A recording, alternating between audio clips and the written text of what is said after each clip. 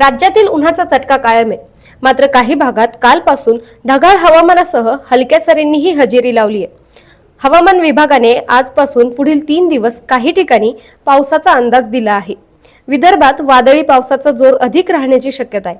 आज विदर्भातील यवतमाळ, वर्धा, नागपूर, चंद्रपूर, गोंदिया आणि गडचिरोली जिल्ह्यात काही ठिकाणी ढगाळ हवामानासह वादळी पावसाचा ऑरेंज अलर्ट देण्यात आलाय. तसंच मराठवाड्यातील नांदेड, लातूर, बीड आणि धाराशिव जिल्ह्यात वादळी पावसाचा अंदाज आहे. तर छत्रपती संभाजीनगर, जालना, बीड आणि हिंगोली जिल्ह्यात काही ठिकाणी ढगाळ हवामानासह हलक्या पावसाचा अंदाज देण्यात आलाय.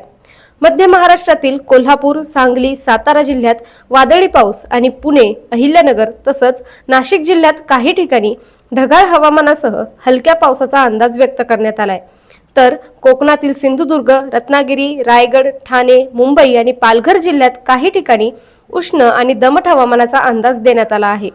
उद्या पूर्व विदर्भातील नागपूर, भंडारा, गोंदिया, गडचिरोली आणि चंद्रपूर या जिल्ह्यात काही ठिकाणी वादळी पावसाचा अंदाज आहे.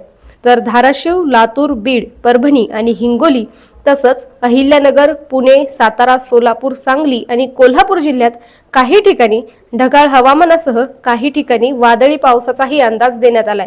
तसंच कोकणातील सिंधुदुर्ग, रत्नागिरी, रायगड, ठाणे, मुंबई आणि पालघर जिल्ह्यात काही ठिकाणी उष्ण आणि दमट हवामानाचा अंदाज देण्यात आलाय. शनिवारी विदर्भातील यवतमाळ, वर्धा, चंद्रपूर आणि गडचिरोली जिल्ह्यात काही ठिकाणी वादळी पावसाचा अंदाज देण्यात आलाय. मराठवाड्यातील धाराशिव, लातूर आणि नांदेड जिल्ह्यात काही ठिकाणी ढगाळ हवामानासह हलक्या पावसाची शक्यता वर्तवण्यात आली आहे. तर कोकणातील मुंबई, ठाणे, रायगड आणि पालघर जिल्ह्यात काही ठिकाणी उष्ण आणि दमट हवामानाचीही शक्यता वर्तवण्यात आली आहे.